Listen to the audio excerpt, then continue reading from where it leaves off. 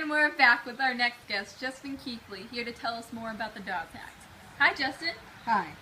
Well, the Dawes Act was passed in 1887 and was created by Senator Henry Lawrence Dawes. It was meant to turn Native Americans into citizens of the United States. All the Indians had to do was accept the land grant or an annulment, which is the same thing. When they accepted this land, they had to give up all their traditional cultures and become farmers. Wow, that's fascinating.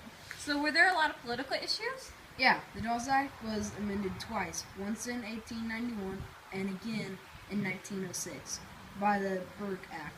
The sole purpose of this act was to fix certain problems in the Dawes Act. What were some of these problems? Well, first, it was too easy to become citizens of the U.S., so this act made it harder by making Native Americans wait until the probationary period of 25 years was over instead of upon the receipt of the parents as stated in the Dawes Act. Interesting. What were some of the economic and social issues?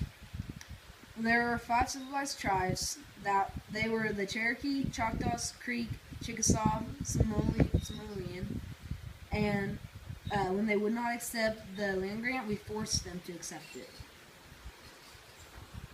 Well, thank you for coming. Sure. That's all the time we have with Justin, but when we come back, we'll be with Andreas Tarango on the Homestead Act.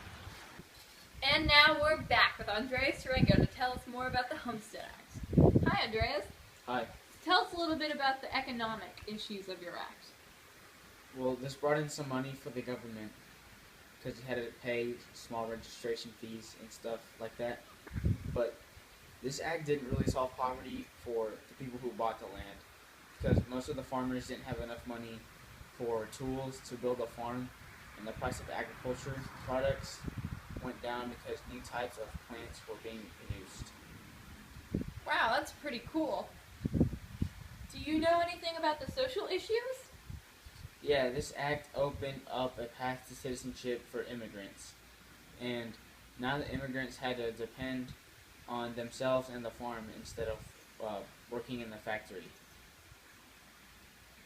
Awesome. What about the political issues? Yeah, this was a Republican Party platform. It was made to stop the expansion of slavery and signed by Abraham Lincoln. Democrats didn't want this because it would stop slavery.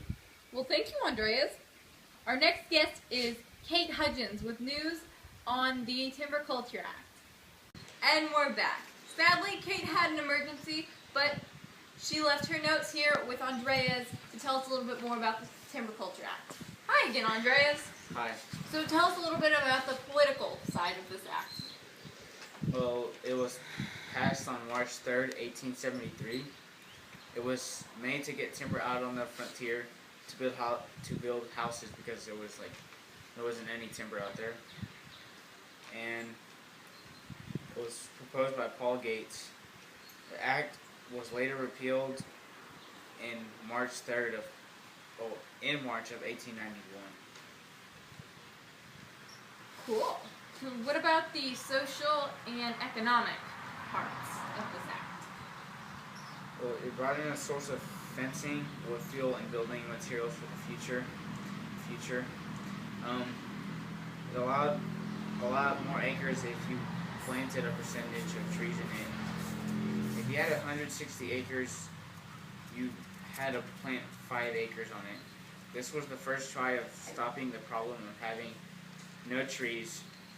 The U.S. got money from this, but the trees weren't planted as much as they wanted to, and the United States government could tax the land.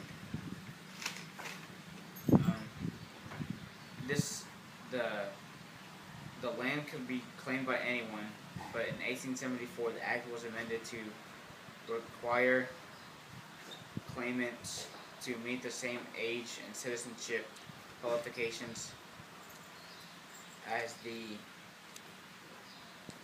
preemption and anyone, but in 1874 the act was amended to require claimants to meet the same age and citizenship qualifications as the